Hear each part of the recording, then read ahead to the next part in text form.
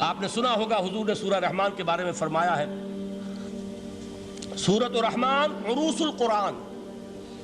یہ سورہ رحمان جو ہے یہ قرآن کی دلہن ہے.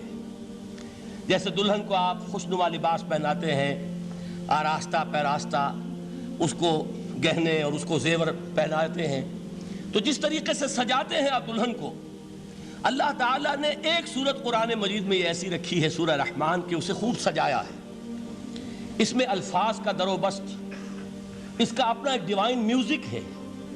وہ تو اللہ تعالیٰ قراء جو ہے خاص طور پر مصر کے قراء، اللہ تعالیٰ ان پر رحمت نازل فرمائے، ان کی خطاؤں سے درگزر کرے. جس طرح قرآن کے انٹرنسک میوزک کو انہوں نے واضح کیا ہے.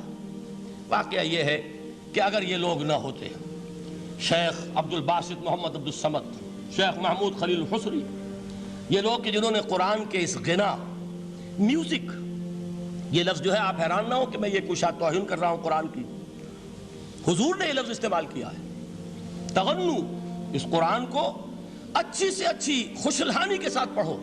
من لم یتغن بالقرآن فلیس منا، جو قرآن کو بہتر سے بہتر انداز میں، اچھی سے اچھی آواز میں، خوشلہانی کے ساتھ پڑھنے کی کوشش نہیں کرتا، وہ ہم میں سے نہیں ہے. بلکہ ایک مرتبہ حضور رات کے وقت آپ گشت پر تھے اپنے ساتھیوں کے حالات معلوم کرنے کے لیے.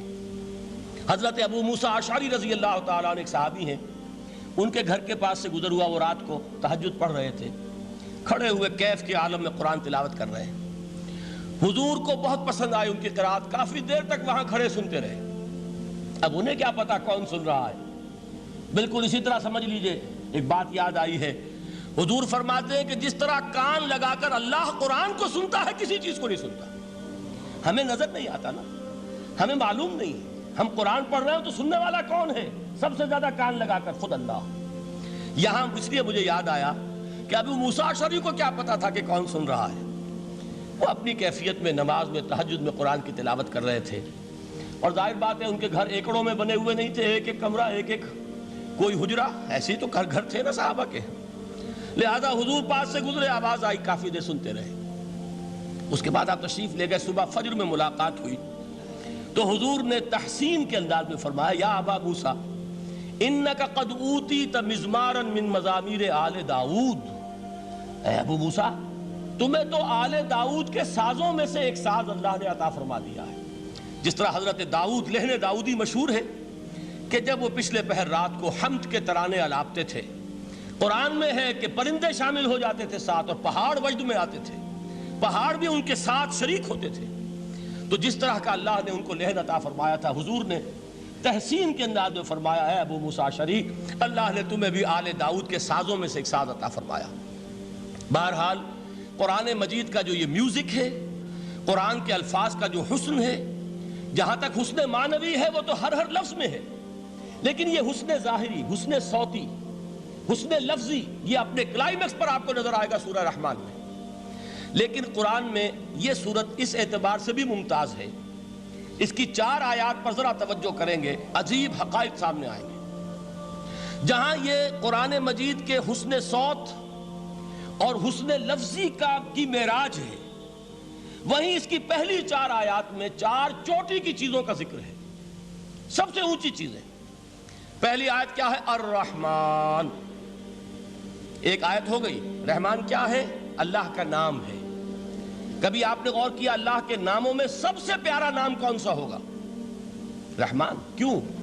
اس کا مادہ کیا ہے؟ رحمت. ہمیں سب سے بڑھ کر جس چیز کی ضرورت ہے وہ کیا ہے؟ رحمت خداوندی. نام اچھی طرح سن لیجئے اس حضور کے قول کو. حضور فرماتے کوئی شخص جنت میں مجرد اپنے عمل کی بنیاد پر داخل نہیں ہو سکے گا جب تک کہ رحمت خداوندی دستگیری نہ کرے. کسی صحابی نے بڑی ہمت اور جرأت کا ثبوت دیا کہ پوچھ لیا، کیا حضور آپ بھی؟ جب آپ نے فرمایا کوئی شخص داخل نہیں ہو سکتا جنت میں محض اپنے عمل کی بنیاد پر جب تک کہ رحمت خداوندی جو ہے وہ دستگیری نہ فرمائے. پوچھا گیا کیا آپ بھی؟ آپ نے فرمایا ہاں میں بھی. آپ انداز کیجئے کہ اگر محمد الرسول اللہ بھی رحمت خداوندی کے ضرورت مند ہوں تو تاب دیگراں چے رسد، ہماری تو سب سے بڑی ضرورت رحمت خداوندی ہے. اب یہ رحمت جو ہے قرآن مجید میں اللہ تعالیٰ کی یہ شان 2 الفاظ کے ذریعے سے آتی ہے، رحیم اور رحمان. اور کوئی مادہ نہیں ہے جس سے 2 نام بنتے ہوں اللہ کے. لیکن یہ مادہ ہے واحد رحمت کا کہ جس سے رحمان بھی ہے رحیم بھی ہے۔ رحیم صفت مشبہ ہے، رحمت دائم ہو جائے گی، مستقل ہوگی تو رحیم کہیں گے۔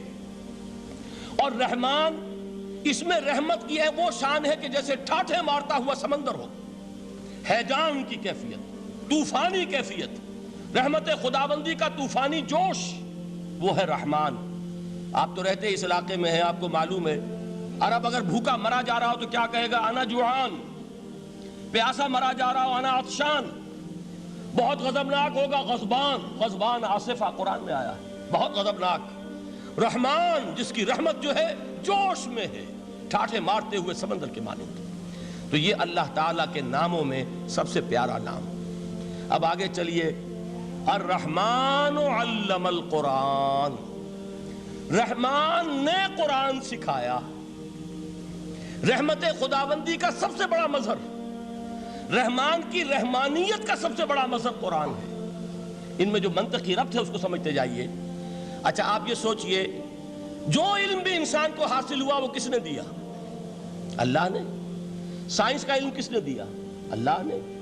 علم آدم الاسماء کلہا، وہ علم الاسماء جو حضرت آدم کو دے دیا گیا تھا ازل میں، یہ اسی کا ظہور ہے، یہ اسی کی ایکسفولیشن ہے جو ہو رہی ہے اور ہوتی رہے گی ابھی۔ اور دوسرے علم ہے وہ کس نے دی؟ اللہ نے دی۔ لا یحیطون بشیء من علمہ الا بما شاء، مخلوق میں سے کوئی اللہ کے علم میں سے کسی شے کا احاطہ نہیں کر سکتا مگر وہ جتنا اللہ دینا چاہے۔ لیکن یہ کہ تمام علوم میں چوٹی کا علم قرآن، نوٹ کرتے جائیے، اب چوٹی کی چیزیں جمع کیجئے۔ اللہ کے ناموں میں چوٹی کا نام رحمان، اللہ نے جو کچھ انسان کو سکھایا اس میں چوٹی کا علم قرآن۔ خلق الانسان، انسان کو پیدا فرمایا۔ سوال یہ کہ حیوانات کو کس نے پیدا فرمایا؟ آسمان کس نے پیدا کیے؟ زمین کس نے پیدا